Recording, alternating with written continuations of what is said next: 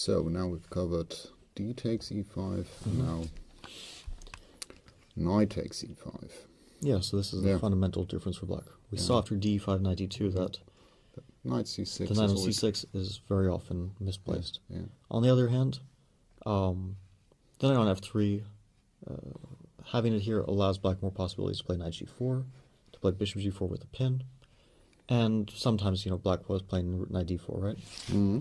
So this move also has its downsides.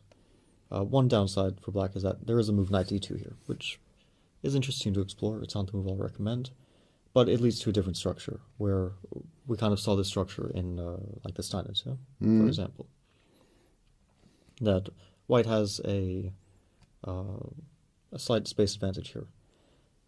Now, I don't think that this leads to an advantage, but it does lead to a different type of position, which black has to be ready for. Instead, I think knight takes e5 is a more promising move. After d5, so we have the same position without the knights on c6 and f3. So yeah, black benefits by not having to deal with bishop d5 threats in general, not having this knight kind of stuck here for the whole game. On the other hand, white has a more natural route for his own knight, knight d2 f3, some more possibilities there. And doesn't have to worry about knight g4 stuff, for example. Knight g4 almost never works here for black. So I played this a number of times, and I've played different moves. One of the moves I've come back to is queen e2, which is a move I'll recommend. Again, we can trade queens. For example, bishop g5 allows a trade of queens. You can do it directly with queen d8 and knight d2. Or you have the option of keeping the queens on the board, usually with two ways. Either with queen e2, or with the move queen f3, which is not the main move, but I will show one game here, because it could be interesting to explore. So the queen on f3, white's idea is very often now that after like knight d2, he might want to play knight f1, knight d3 or knight g3, more often knight e3 because knight g3 might run into bishop g4, and then try to exploit the f5 square. So the queen is quite active here. And there was quite a high-level game, Purun against Fressinet. Black played bishop c5. We saw this is a natural diagonal for the bishop, also in the other line. White played knight d2. Black played logically with a5, but possibly not the best move. Again, okay, black is avoiding this structure, which is usually good for white. a5 against a6. Knight g4, always keep calm and buy local. I mean, rook f1, rook e2, stuff like that. This is I'm always... Yeah, knight g4 in this case, after rook f1, I play h3, and maybe rook e2 is another square, but rook f1 I actually like more because with the rook on e2, if the knight goes back, there's bishop g4 stuff. And next move h3, the knight goes back, and then white can consider putting the rook on d1 instead of e1 to kind of gain half a tempo. For example, if I were to make the move h6, h3, knight f6, now instead of rook e1, which is probably a good move, maybe rook d1, and then knight f1, knight g3. And I can argue that the rook is better on d1 than e1. So in the game, he played a5, and Fressinet definitely knows these positions well. He's worked extensively with Carlsen, and Carlsen himself is quite a martial player. So he definitely isn't new to this move or to these types of positions. White played knight f1, and here black played knight g4. He probably started to get worried that white might play bishop g5 here, knight e3. This pin is annoying, and then it's difficult to deal with. Or if he plays h6 here, white has a choice. Either you can try to play bishop e3, take knight e3, and then you see how easily white develops. Rook d1, knight f5 with initiative, or knight e3 immediately, and then knight f5. And if black takes, then white has a bishop pair. If black doesn't take, he has to deal with this very annoying knight on f5. So that's why he played knight g4. He was probably hoping that after rook e2, that there will be tactics involving bishop a6, or actually, I'm queen d1. Just noticing that queen d1 is potentially a very dangerous move for white, because this pin and now bishop a6 suddenly becomes a very strong threat. But he played knight e3, queen h4. Because okay, black can simplify the situation. For example, take on e3, take, Yeah. take. I think probably queen e3. But even though it's simplified, black's task is not at all simple. Weaknesses all over. He has weaknesses, yes, c5 especially. d5. Yeah, And yeah. one of the things is after queen e7, very often we'll play c3. We might eliminate one of his weaknesses, but again, if we get the c file, or rook ac1, c7 is a backward pawn, and this weakness you can't get rid of. Black will hope that a4 is also a weakness and he can create counterplay there, but it's going to be worse for him. It's going to be unpleasant. That's why also maybe rook e3 is an interesting way of playing, because once the queen moves, let's say to e7, and if c3 here, then maybe the rook will gain a tempo to go to c3 itself. Of course, here white also can play more slowly, like rook ed1 is probably a perfectly good move. If black is to trade bishops, like take, rook d5, his weaknesses are very clear. Rook d8, no matter how simplified it gets, he still has to deal with all these weak pawns on e5, c5. White will play slowly h3, b3, queen c5, and eventually one of these pawns will very likely fall off. So just because the pieces come off the board doesn't mean that black is any closer to a draw. That's why Fresnay decided to play queen h4, h3, and again, he didn't want to trade to trade off the pieces. What's the queen doing on h4? Yeah, he should have, but Really? he should have, Okay. because what he did was he played knight h6. I mean, it's clear that after knight f6, he was worried. Then knight f5, take. White has a bishop pair and potentially a threat of bishop g5. That's why he played knight h6, to cover that 5 square. But the knight is really horrible on h6, and after knight c4, rook a6, maybe he was hoping that the rook g6 will come and some threats, but it didn't really work out for him. Bishop e3, traded off some pieces, and now h6 is the main focus in this position now. Rook e8, rook d1, and next white will play, for example, rook d3. Then white can consider ideas with knight takes e5, or with knight e3, just simple play. He tried to get his knight back in the game, but he probably realized that after knight f6, there's some tactics like knight takes e5, attacking f7 when you pawn, rook d8, rook e8, take, queen f7, and mate on g8 or e8. So he played rook f8, but it's clear things have gone very wrong for black. And here, white just took the knight, played queen g3, and simplified to a winning endgame. So yeah, if things can go so wrong so quickly for a 2700 around that level player, it's clear that it's not an easy position by any means. So queen f3, an interesting way of playing, but I actually like queen e2 even more. Yeah, and the queen on f3 is active, and it facilitates a knight coming to f5, but I also just like to put my knight on f3, attacking e5, which is very harmonious. And again, my idea is, my dream scenario is knight to f3, pawn to a5, bishop to c4, attacking this, and then you'll be tied down. And we might see this happen, for example, after bishop b7, attacking the pawn, knight d2, but like I mentioned before, the bishop on b7 isn't doing much. Bishop c5, a5, queen e7, bishop c4. Now a6 is covered. You can't move this rook to d8, so you move this one to d8. And now bishop d3, simple. I'm just trying to imagine this position with a knight on f3 and a knight on c6. We have this. I don't know whether we had the same exact position. Yeah. Okay. Almost the same exact position. Okay, sorry. But you'll notice that in that position, with knights on c6 and f3, yeah, black has to deal with that bad knight, but he also has ideas of knight g4, stuff like that. Here he doesn't have that anymore. And bishop d3 is an important positional idea to take note of, because it might look like the bishop is great on c4, and it's very active, it attacks f7, but that's not the main point right now. The main point is we need to move our knight. So we cover this pawn. The bishop is still active here, it still attacks a6. But it's more important that we play knight b3 next. Or sometimes knight f3 or knight c4. But we just need to be able to move this knight. And after h6, we can decide if we want to play knight b3,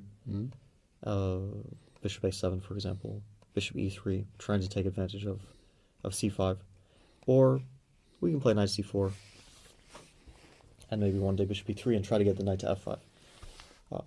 I would probably recommend more for putting a knight on b3 or f3, but again, it's most likely a matter of taste. In any case, white is better here. So, black has to play with accuracy. A lot of players have played a5, which, yeah, you both stop white from playing a5, and you'll have the idea of bishop a6 now. And here white has tried various moves. One move is bishop g5. This was played and is very logical. We were first getting the bishop out before developing our knight to d2. And for example, in one quite high-level game, the Vara Grandelius, it worked out quite well for white. I mean, he played a move bishop c5, which looks a little bit weird, right? Yeah. Because you pin. Yeah. Now you're in a pin. Yeah. I wasn't pinning you, but now you're self-pinning. Yeah. But if you had played bishop a6, I'll play bishop c4. Yeah. Trade. Generally speaking, trade of bishops is not bad for white because it weakens your light squares, especially the c4 square. There's one kind of very interesting tactic I want to mention, because if white is given one move, knight d2, black will be busted, positionally busted. Knight d2, knight b3, rook d1. So he has to try to stop us from developing our knight. For example, after h6 take, it's a bit awkward for us. If we got our knight to b3, we're positionally winning, but with our knight on b1, it's hard to get there. And with the pawn on b4, we can't go to c3. So we play bishop b3. Again, give us one move to play knight d2, and we're going to be much better. So black tries knight g4. Again, if knight d2, knight d3, it looks like we're losing a piece. So how do we develop here? And here is where it's really useful to, first of all, to be aware of ideas like this, but also to be tactically alert. We can actually play knight d2. Black has to take, because if you give us one move again, we're going to be much better. And here, rook e3, queen d2, you might stop your calculations, and think black wins a piece. But if we play f takes e3, our knight is immune. If queen d2, rook d1, the queen is trapped, and we win. And if black doesn't take on d2, you might think, okay, e-pawns are doubled and they're weak, but they don't actually matter that much here. White is going to play knight b3 next. a5 is a big weakness, very difficult to defend. And then white can actually use the open f-file, and these weak pawns you can't attack. So I would argue that they're not really weak. And next white will play rook d1, rook d5, and black will very likely lose one of these pawns on e5, especially on a5. That's a big weakness. That's the pawn where if white wins that pawn, black is just dead lost, because then we have a passed pawn. And here white is significantly better. So let me just enjoy this once more, because I don't think I've ever seen that before. You just play knight d2. Basically anything. Yeah, it's great. Yeah. At any cost, we need to develop our knight. This is the main. The pawn structure doesn't matter, and if the tactics work out for us. Okay. So after bishop g5, Grandelius played bishop c5, knight d2, developing h6, bishop h4, queen e7. He played h3, which is probably just avoiding anything like bishop g4 or knight g4 in the future. Rook d8, knight f3. As usual, bishop a6, bishop c4 is not something that worries us. The trade of bishops is good for us. He played bishop b7, instead attacking e4. Not maybe directly attacking, but maybe threatening g5 and knight takes e4. And he took queen b5. And the main thing is, okay, black has a bishop here, but the bishop on b3 is an amazing piece, and it bears down on f7. And after, for example, bishop b6, he traded rooks, and then you see how important this bishop was after he invaded on d7. This stuff doesn't matter, because white has rook f7, and the f7 pawn is really crucial. And black was forced to defend, but in the endgame, white continued having a very strong pressure on the f7 pawn, and with the active bishop on b3, I mean, this is a crucial bishop. If it were on a square like f1, White would have nothing. But eventually he won this endgame, which isn't to say that Black is necessarily losing here, but anyway, it's clear that Black is under strong pressure. So after a5, bishop g5 is an option. I also like the move rook d1. This was played by Anish Giri. It was given his seal of approval. And the point is that Black is really not happy to play queen e8. Here we have better version after bishop g5, for example. So Dinglieren, his opponent, and one of the best players in the world as well, played bishop a6 with some tactics, you know. Take, suddenly e4 is hanging. That's why he played queen f3, queen c8. The reason he played queen c8 and not bishop d6 was because after bishop g5, this is a very annoying pin. And after h6, first of all, we can consider just dropping back. But also, I think it's understandable that he wanted to avoid. It's crystal clear play, no? Knight d2, bishop c4 maybe, or I don't know. Well, yeah, we can try to exploit this square, yeah. but also knight f1, knight g3, knight f5, we can try to exploit that square. Here it's sort of a matter of taste of which position White wants to go for. After queen f3, he played queen c8 to avoid the pin. Bishop g5, and here he realized he had to do something. White wants to play knight d2 and take control of c4. So he played c5, which is a move which threatens c4, which is a threat that White cannot afford to allow. But on the other hand, it weakens d5, and after take, bishop d5, White exploited that. Now the bishop on d5 is entrenched there. You're never getting rid of it, because even if you trade it off, it'll just be replaced by another piece. And your bishop on f6 has no control over d5. On the other hand, it's difficult for White to do anything. And so in the game, Anish cemented the bishop on d5 with c4, but he never managed to actually make progress. Maybe one problem is that White's knight cannot go to d5, due to the b4 pawn. Otherwise, of course. Well, that's the thing. Also, the bishop on d5 it's an outpost. But where to go? But it can't move anywhere, so you can't make use of the d file. It's more pleasant for White, for sure, but hard to actually do anything.